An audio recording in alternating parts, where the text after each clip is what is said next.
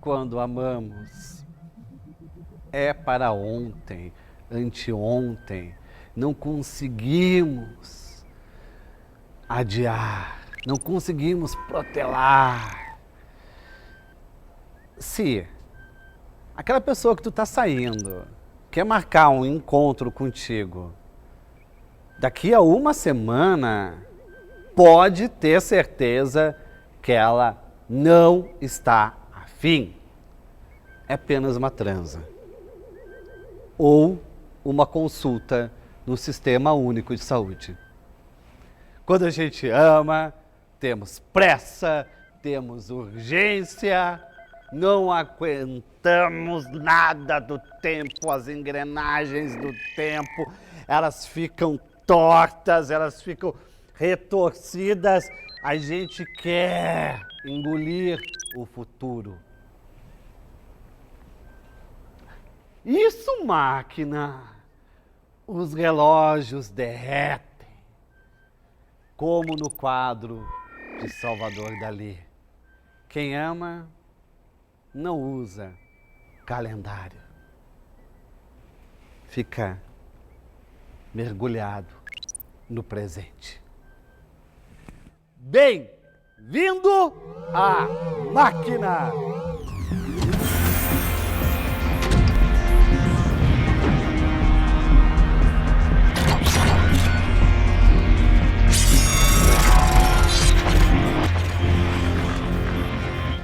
Sempre vai ser visto como chato aquele que pergunta demais, aquele que tem uma curiosidade acima da média, aquele que não fica contente e saciado com as respostas. Criança é chata, louco é chato, poeta é chato, porque perguntar é fome, perguntar é desejo, perguntar é se sentir vivo. Perguntar aquela inquietação de tentar alargar os nossos limites e dividir os nossos limites com quem nos acompanha. Máquina, seja chata, inteiramente chata.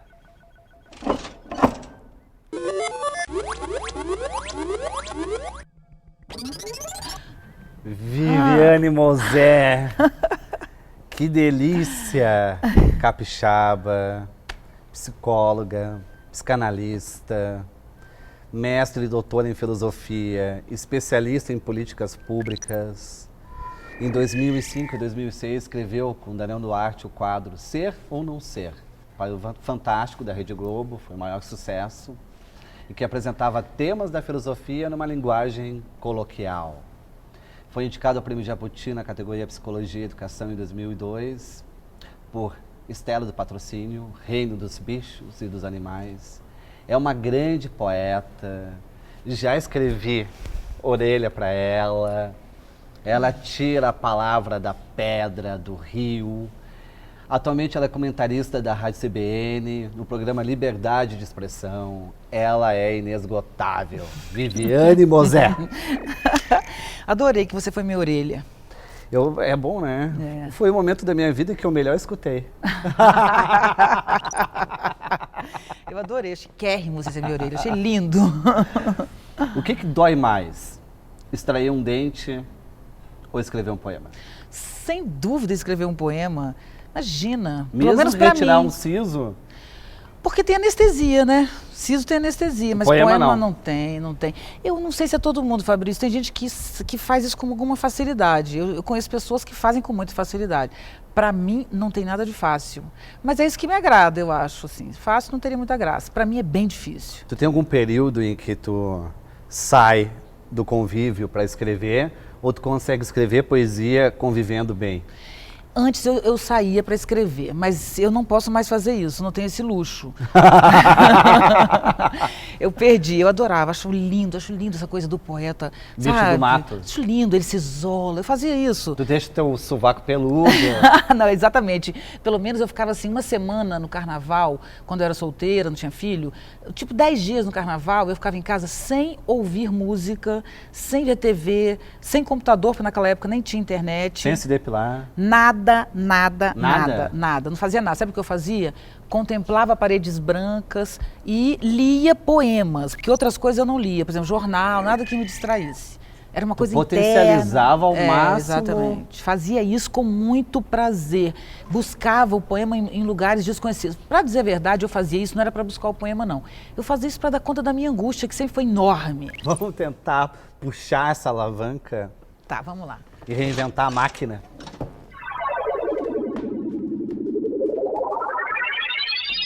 Redes sociais.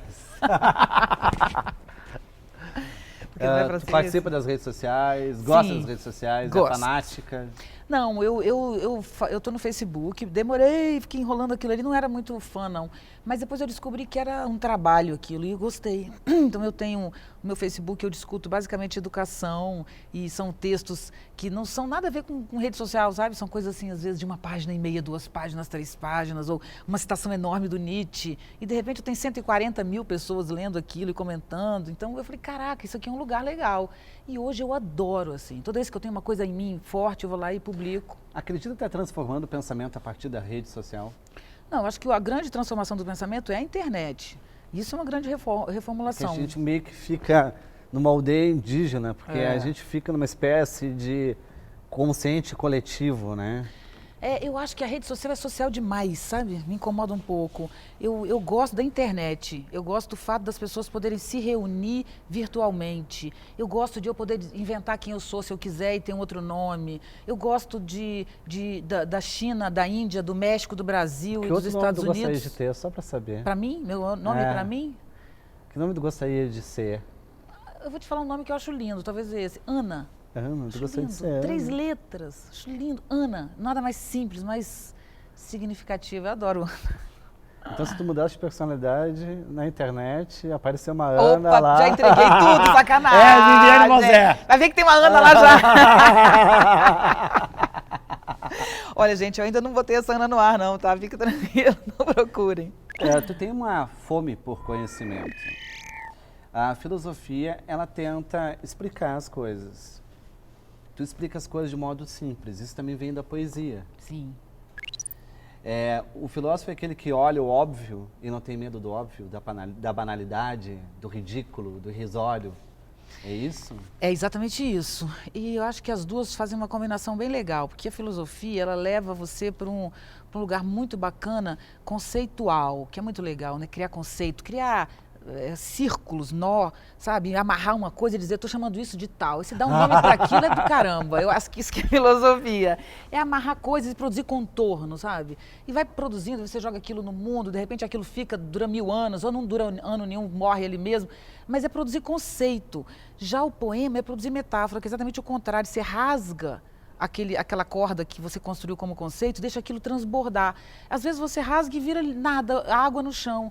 E às vezes, cara, você pega um conceito e quebra ele, e ele vai dando florzinhas, ele vai botando, sabe, aquilo vai transbordando, gerando vida, né? Então, a poesia e a filosofia se completam de uma maneira muito legal. Apesar de um amigo meu, que eu não vou dizer o nome, que todo mundo conhece ele, pode ser que ele não goste que eu diga, mas ele disse uma vez para mim, quando ele me conheceu, ele disse, você sabe que você não tem nenhum futuro na poesia, né? Eu falei, por quê? Ele disse, porque a filosofia mata a poesia. Ai, máquina. Se fosse assim, né? Eu acho que é o outro assassino da poesia. É o outro. Olha lá.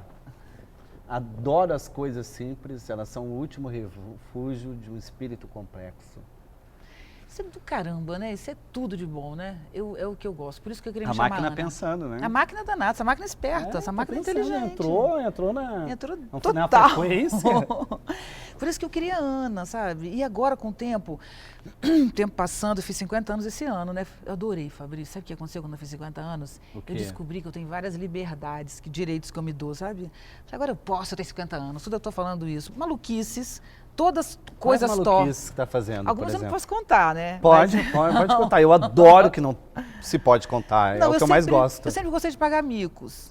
Nunca tive incômodo. Só que agora eles aumentaram, sabe? Assim, tipo, eu Mas, não devo tipo, nada. Por que que eu Eu quero devo? saber os micos, eu quero ver a cena. Eu quero vibrar com os teus 50 anos. Eu quero sentir inveja de ti, me conta. Por exemplo, vou dar um exemplo. Eu fumei cigarro, parei de fumar, aí fumo cigarro, volto a fumar. Aí eu falei assim, vou fumar o que eu quiser, dane-se, eu tenho 50 anos. Ah, tem que tomar cuidado, porque isso aqui pode fazer mal para a saúde, ou pode fazer... Eu sou super saudável, não é esse o problema, mas... Cara, eu não preciso mais provar nada para ninguém. Eu acho que o que aconteceu com meus 50 anos é que matou um pouco o outro, sabe? No sentido da vigilância, do olhar, isso não me incomoda. Coitado do teu marido. Coitado do meu marido. Ele está ferrado. Por exemplo, eu tenho um lado meu muito infantil, entendeu? Idiota. Assim, eu gosto de falar errado em casa, eu gosto de andar descabeladíssima, mas mesmo, feio, esquisito. Eu gosto de uma coisa bem esquisita pra mim. E tinha coisas que eu me culpava um pouco, tinha sempre um olho me olhando, pô, mas assim, se chegar alguém, se olhar... Isso pra mim é exatamente o contrário. Eu fico com as unhas pretas mexendo na terra, eu rolo com o cachorro no chão, eu não tenho nada a perder. Entendeu? Não tem nada para provar, se gostam de mim, gostam, se não gostam, não gostam. Eu estou numa situação bem diferente do ano passado para cá. Acabou a censura. É. O que é, máquina? Será Não que era não contigo! acreditou? Só... Por isso uma força me leva a tentar. Por isso essa força estranha no ar. Por isso é que eu canto viva Roberto Carlos, não posso parar. Por isso essa voz tamanha. Por isso uma força. Linda, né? Ah, isso para mim é tudo. Por que é tão importante? Essa letra, ela tem, além da música ser linda, essa letra ela diz tudo o que eu queria dizer. Ela tem uma trajetorinha. Primeiro porque ela parte do Rio, que é um fanatismo meu. Não tem 4 palavras que eu fale que eu não pense no Rio. Mas o Rio pelo limite? É, eu gosto do limite e acho que potencializa quando você condensa, fica mais legal. O mar, para mim, é muito gordo, sabe? Fica se balançando, preguiçoso, aquela coisa assim. O rio não, é rápido, é curto. Ele vai, entra no meio das pedras. Ele se infiltra. Ele se infiltra. E rio, para mim, também é tempo. E eu adoro o tempo. Eu adorei fazer 50 anos. Eu adoro a idade. Eu tenho muita vontade de ser velha. Às vezes eu fico com saudade de ser velha logo. Tu se sente mais sexy? Se eu me sinto mais sexy, é uma pergunta difícil, Fabrício. Não, tu se sente mais libidinosa, mais visceral. tempo? É. Com 50 anos, tu tá no auge da tua sexualidade, tu acha que Acho. agora tu mata de qualquer jeito. Eu mato de qualquer jeito. Eu tô terrível. Eu tô terrível sexualmente. Máquina. É verdade, eu vou ter que dizer a verdade. Ela tá dizendo a verdade porque ela não mente mais. Ela não mente. Olha, eu falo para as minhas alunas, eu tenho um grupo de alunas de senhoras que estão comigo há muito tempo e são mais velhas que eu. E eu fico falando, gente, é um tesão a idade, porque você aprende mais. O corpo sabe mais. Você sabe mais os segredos do corpo. Então, a não ser que você não tenha uma vida legal, também o cara pode ser chato, sem tesão, tudo bem. Agora, se você tem uma pessoa que te dá tesão e o tempo vai passando, isso só melhora. Eu acho muito mais legal. E outra coisa, acho que a coisa que mais atrapalha o tesão é a cabeça, sabe? A paranoia, a neurose. Então, se com o tempo você vai se ajeitando, vai se aquietando, então você fica mais livre. Eu me sinto muito mais legal agora, sexualmente. Tu deixa de cobrar, julgar, exigir, é isso? É, principalmente me exigir. Talvez eu ainda cobre dos outros. Acho que eu sou meio chata, assim, o saco dos outros. Acho que isso não melhorei, não. Mas eu me cobro menos, porque eu sempre fui minha própria torturadora. Eu sou Capricórnio com acidente de Capricórnio. Tem ideia? O que é isso? Dizem que é terrível. Eu não sei direito, porque eu também não sou astróloga. Eu não sei, mas olha... Mas Tô é... falando, eu já fiquei assustado. É disciplinado, sabe? É careta, Capricórnio. É disciplinado. Por exemplo, eu chego na hora, eu tenho essa coisa, eu tenho compromisso, eu sou toda meio assim, estruturada. Então, o delírio me faz muito bem. Encontrou a tua intimidade contigo. Agora tu pode ser estranha, é isso? É. Louca eu sempre fui, tá? Sempre fui louca. Minha vida inteira, já que essa máquina aí falou uma coisa, eu vou falar para ela uma coisa. Eu sempre tive medo da loucura. Meu medo foi esse. Desde os 15 anos eu achava que eu ia enlouquecer. De passar do limite Passar mesmo do limite, e não voltar. pirar abobrinha, entendeu? Sempre tive esse medo. Isso foi uma Mas nunca foi angústia. internado, nunca teve nada. Não, mas eu com 10 anos de idade, com 9, eu tive uma coisa estranhíssima. Eu fiquei em casa, tinha medo. Eu tive umas coisas pequenas, assim, estranhas. De quê? Naquela época não tinha psicólogo muito, sorte minha, Fabrício. Não tinha Ritalina, entendeu? Senão eles iam me dopar. Porque eu tinha uma coisa, sabe? Eu tinha uma sensibilidade exagerada, tudo me vinha, então eu meio fecha-glote, angústia. Eu sempre tive muita angústia infantil, muita. Por isso eu gosto do tempo, porque eu era uma criança muito angustiada. Quando adolescente, eu fui pra rua, caí na farra legal, né? Sem detalhes, mas saiba que minha adolescência, eu entrei na universidade com 16 anos, então muito cedo eu caí na vida, assim, saí de casa para morar sozinha, me sustentar aos 18. Então, com 18 anos, eu estava na minha casa, pagando as minhas contas, recebendo os amigos que eu quisesse em casa, fazendo o que eu quisesse. E tudo isso muito com a angústia, entendeu? Então, quando eu tinha 21, eu era muito infeliz. 19, eu era muito... Eu não sabia para onde ir, tudo era enorme, o mundo era enorme, eu não sabia se a vida tinha sentido, por que que eu estava ali. Eu sempre sofri muita angústia. Então, com 25, eu comecei a ficar boa. Entendeu? Com 30, eu falei, não acredito, eu posso simplesmente existir. E com 50, eu estou dizendo, caraca... Dane-se, mas demorou. Máquina, é o momento de puxarmos junto a alavanca, vamos? Vamos. Já. Memória. Eba. Veremos o que a máquina quer. Transformação. Mas tu tem alguma memória de transformação para ti que foi muito especial? Memória de transformação. Algum dia, algum momento, alguma hora, alguma cena da tua vida? Eu tive alguns fortes, mas eu acho que o maior foi agora em janeiro. Porque eu sou casada há 12 anos e meu marido ficou entre a vida e a morte. Ficou doentaço, ficou 17 dias internado e durante uns 3 dias a gente não sabia se ele ia viver. Foi do nada, assim, tum, né? Então ali foi muito grave, porque tem meu filho, né? Então eu pensava como é que ia ser aquilo para mim e ali mudou muita coisa. E foi exatamente no mês que eu fiz 50 anos que tudo isso aconteceu. Então fiz 50 anos, que já me deu uma liberdade, vi a morte muito de perto. E eu vi como aquela vida que eu tenho, essa vida que eu tenho, como eu preciso dela, sabe, para eu enlouquecer. Porque, na verdade, como eu sou muito desequilibrada, sou uma pessoa muito desequilibrada, sempre fui muito angustiada, né? Eu preciso de uma estabilidade, entendeu? Eu preciso de uma casa com cachorro, com gato, porque senão eu acho que eu enlouqueço de verdade. Então, ali, é como se aquilo tudo fosse acabar, ficou muito ruim para mim. Foi um momento terrível para mim. E como tudo acabou, quer dizer, deu certo, sabe? Eu voltei, decidi, por exemplo, trabalhar. Eu tive uma decisão em janeiro que ainda não, eu estou quase conseguindo, quer dizer, janeiro foi ontem, né? Mas eu decidi que eu quero trabalhar basicamente com tecnologia social. Eu quero usar a minha capacidade intelectual para produzir inovação social, que é maneiras de diminuir a pobreza, maneiras de melhorar a educação, que eu já trabalho bastante com isso, mas com inovação, sabe? Não é só com inteligência, não. É com criatividade, com novas tecnologias, acionando pessoas legais. Então, enfim, eu ainda não processei tudo que me aconteceu em janeiro, sabe? Eu acho que eu vi coisas que eu já vejo, mas de uma maneira muito evidente, que é o valor do simples, como a gente citou, como a máquina citou, né, o Oscar Wilde. É o simples, sabe? Eu tomar café da manhã, levantar e tomar café da manhã. Meu filho vai para a escola às 6, agora eu acordo cedo. Eu acordava 10, dormia 3, né? Agora eu durmo 10, 11, porque 6 da manhã todos os dias eu acordo. E a coisa mais feliz da minha vida é pôr o café da manhã para ele. Não tem nada mais lindo no mundo para mim, dar o beijo nele na porta e dizer, tenha um bom dia, e, sabe, estude, se divirta. Eu tô adorando isso, só viver, só levantar de manhã, fazer essas coisinhas assim. O que tu não gosta da filosofia? O que tu não gosta da psicologia?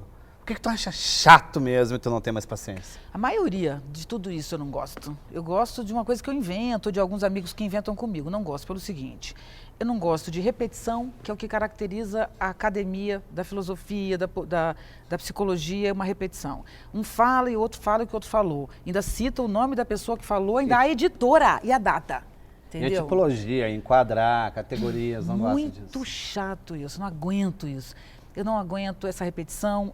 Se tem uma coisa que me incomoda profundamente é a mediocridade de raciocínio, que não é de conteúdo. Quero dizer, você tem uma pessoa que mora numa comunidade, numa favela, que tem uma capacidade de raciocínio enorme e que nunca foi à escola, e você chega na universidade, encontra uma pessoa que estudou em Harvard, sei lá onde ela estudou, e volta com aquela postura. Então isso me irrita profundamente. O que me irrita é aquelas pessoas que demoram um tempão para falar aquilo que poderia ser resumido em uma ou duas frases. Quanto que são discursivas. Você lembra do Mr. M, aquele cara que desvendou a mágica, que contou a mágica, é tudo você que... Pois é, quando eu fazia o Fantástico, o quadro que eu tinha no Fantástico, algumas pessoas disseram que eu era o Mr. M da filosofia. Que eu falava assim, gente, não tem nada demais aqui. Sinceramente, não tem, entendeu? Qualquer pessoa lê Spinoza e pode tirar uma coisa bacana dali, senão alguém pode dar uma ajudinha. Agora, qualquer pessoa pode entender tudo que está ali. Não precisa ter essa coisa, esse discurso todo cifrado. E tem uma coisa do Nietzsche que é legal sobre isso, que ele fala assim, ele fala dos poetas, mas eu uso isso para academia, que ele diz, são todos oceanos ressecados e não pensam em profundidade e não são muito limpos para o meu gosto, turvam as águas para parecerem profundas. Eu acho que é essa nossa coisa, sabe? Suja a água e diz, olha como eu sou profundo, ninguém vê o meu fundo. O modelo educacional que predomina ainda hoje no mundo foi influenciado pela Revolução Industrial. É como se a escola fosse uma linha de montagem como esta.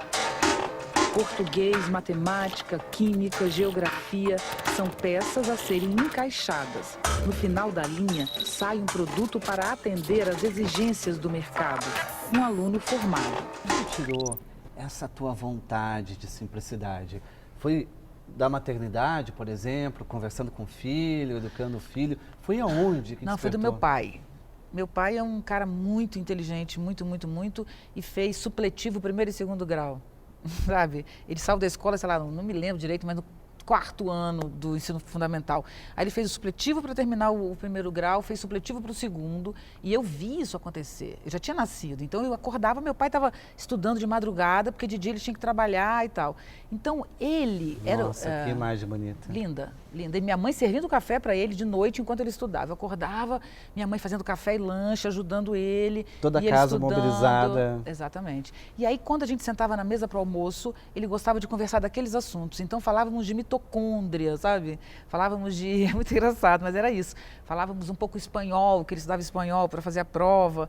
Então, essas coisas. Ele gostava de Jorge Amado, então ele... Sabe? Era uma coisa muito Que delicadeza. simples. Na verdade, não é ele que te ajudava a fazer os temas. Era tu que ajudava ele a fazer os temas. Mais ou menos. A gente cresceu assim. Então era uma disputa, sabe? De quem pensava, de quem falava, de quem dizia uma coisa legal. Se alguém dissesse uma coisa legal, ele valorizava. Isso era vivo, era gostoso, era presente. Então quando eu vou para a academia e vejo aquela chatice, de verdade não me interessa, sabe? Não me interessa. Eu gosto, por exemplo, eu tenho trabalhado com professores do ensino fundamental. Eu adoro ir para o interior e ficar com 1000 professores no ginásio de esportes debatendo um tema. E eu falo 100% de improviso, sabe? Eu falo com o meu coração, eu falo com o que eu sinto na hora, eu misturo poesia com filosofia, com educação, Eu só quero que as pessoas sintam alguma coisa, que elas vejam que a vida delas está movida e que aquilo pode ir para algum lugar. O sentimento é a melhor sala de aula. Ah, não tenho dúvida. E outra coisa que os 50 anos me deu, pode ser meio careta, meio idiota, mas eu descobri uma coisa que eu chamo amor. Que não é amor homem e mulher, não é tesão, não é isso. É liga, aderir, tem uma força que junta as outras. Então, quando está tudo em dispersão, e dispersão é uma coisa que incomoda, porque morte é dispersão, né? Cada coisa para um lado perde o contorno. Então, quando as coisas começam a se dispersar, tem um ingredientezinho ali, uma gota. Pode ser uma pessoa, pode ser uma palavra, cachorro, pode né? ser um cachorro, pode ser qualquer coisa que... Uma planta, uma frase. Uma frase pode servir de agregar, pode servir de amor. A Serena, nossa cachorra, faz muito isso com a gente lá em casa. Então você está aqui, de repente ela olha com aquele olhinho assim para você, com aquele olho, e aquele olho, aquela ternura dos olhos do cão, assim, da cadela, e tudo aquilo passa, e tudo desaba, e aquilo nasce. Então acho que tem coisas, isso para mim vem da idade. A simplicidade vem do meu pai. Mas a idade está me dando uma idiotice muito legal, sabe? Uma bobeira. Uma idiotice elegante. É, muito agradável. Não é fácil chegar a esse patamar, mas é um patamar sem volta agora. Não tem como recuar. Eu espero que não. Eu nunca ri tanto, eu nunca fui tão boba, eu nunca chorei vendo um programa de TV, um programa idiota, que tá lá para fazer você chorar, aquele programa bobo, sabe? Aí eu choro, aí choro, sei lá, fico com essas coisas assim meio bobas. E de ler um poema, enfim. Tu acha que poesia se ensina? Se poesia se ensina, se provoca, não se ensina, mas se provoca. Provoca. Eu acho que todo mundo que come o mundo tem que fazer poema. Então, porque quando a gente come, a gente tem que digerir. Não tem jeito, né? Não tem jeito, né? Se comeu, tem que digerir e sair. Ou você vai morrer. E tem gente que morre de poema preso. Tem gente que morre entalado. A pessoa não está sabendo, mas é uma doença poética que ela tem. Então, E causa morte, e o poema causa preso. morte, eu acho. Fica aquele poema engasgado. Exatamente, causa falta de ar, né? Fecha a glote. Aí o pessoal acaba na medicação psiquiátrica, que também é um tipo de morte, né? Que na verdade não precisava, só é fazer o poema. Exatamente. Mas eu acho que pode provocar. Toda vez que você tira o chão de alguém, você está provocando um poema. Eu agradeço muito a quem tira meu chão. Agradeço profundamente. Às vezes a pessoa faz até de sacanagem, sabe? Mas eu gosto. Agradeço a todo mundo que conseguiu me desestruturar, sabe? Porque dali eu tenho que achar uma saída. O que é a máquina? Ah, terminando, Viviane. Que pena, que pena. Fazer o diagnóstico pra ti. Teu poema está livre. A máquina vai se desligar. Tu pode soltar o rio das palavras. Ainda bem que meu poema está livre. Espero que ele corra como um rio e que faça alguma coisa que preste por aí. Já faz. E muito.